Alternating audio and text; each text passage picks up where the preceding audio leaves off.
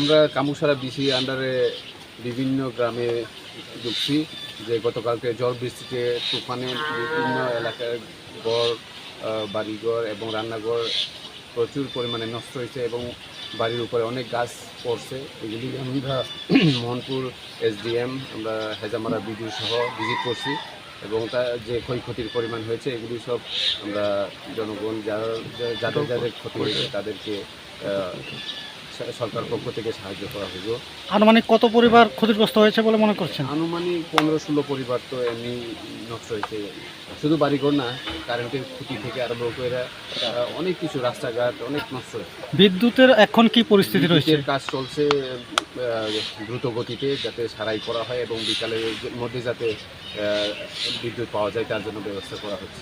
সরকারি সাহায্যের ক্ষেত্রে যারা সরকারি সাহায্যের ক্ষেত্রে যা যা প্রয়োজন ডিজাস্টার থেকে আমরা এটা ব্যবস্থা করে দিচ্ছি যাতে আমাদের লোকরা সুবিধা পায়। ধন্যবাদ স্যার।